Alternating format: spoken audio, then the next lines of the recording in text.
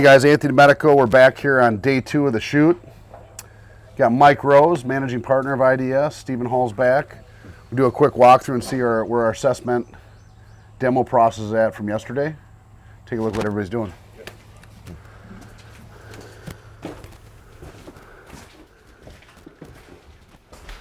So it rained last night. Let's talk real quick, Steve.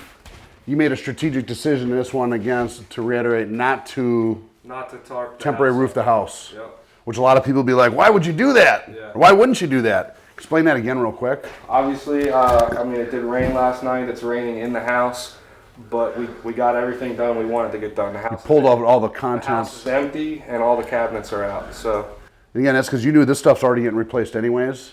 yeah, all this has already been wet. It's already damaged. The only name of the game here was trying to save the insurance company some money. On the expense of custom cabinets. Not to other mention contents.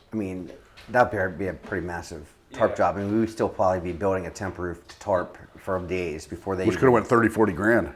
easily, Yeah. easily, which would have probably paid for the trussers. You know what I mean, alone. So let's walk through, guys, and just kind of tell us what's going on here for day 2. We got most of the contents, personal contents getting moved out.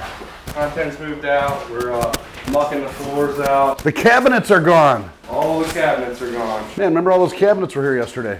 We got our electronics crew in here pulling out the stove, the refrigerators, getting that salvageable stuff out of here. Now, is that typical to have the major appliances? You have it set up where they'll come out and do that for you? Absolutely, yeah. Especially with these high-end appliances, again, insurance company doesn't want to pay for them. They want to restore them. Well, now's the time if it's salvageable. That's the one they always tell you: don't open the refrigerator when you go in a fire. That's like the golden rule. Yeah, they opened it yesterday. Well, you're good then, but if you wait like a month to come back and open the fridge, you want to clear the room. So, Yeah, we could smell it yesterday. So that's why it's important to get that stuff out, and then it allows us to kind of work around them then too. Like usually that or linens or stuff like that would go first, and then we would be packing in and around, get salvageable items out. So what I noticed what's unique when you come in here in the first 72 hours, first week, you have to have a big Rolodex of people. Yeah. And players, and immediately start connecting with the dots with the different appliance manufacturers, all this stuff to really get all this stuff out of here in a short amount of time. It's a lot of moving pieces in the first couple of days. Now, what's the plan with this room next? Is there anything else that? Once they get the fridge out, we're going to get the last 2 cabinets out, and then this room will be ready for demo. Excellent.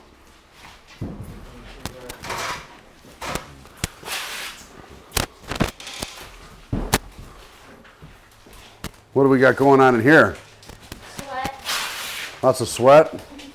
Now this room was filled with personal memorabilia yesterday. We got a lot of stuff moved out of here. Yeah, so we were sort of staging everything in here. They're going to have the rest of the contents packed up today. Knickknacks, stuff that goes in boxes, back to the warehouse, cleaned, inventoried, stored. Now is there still a second step in the warehouse where you might decide to trash some of that stuff based on a closer inspection versus cleaning it? Honestly, I think anything upstairs is toast. And so a lot of times we leave that with the structure, and then once we're ready to start demolition, that goes at the same time, as the building. There's different reasons why you would get rid of it now, is if you're trying to save something. But like I said, I just quick glance on the upstairs.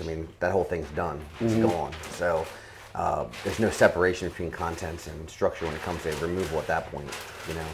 Well, speaking of upstairs, we ran into an issue yesterday where the adjusters out here noticed that the actual blueprint had different sketches because of some changes that were made by the builder. Last minute changes before the project was finalized. A couple walls didn't line up, but the blueprints still help because we still had the main shell of the house.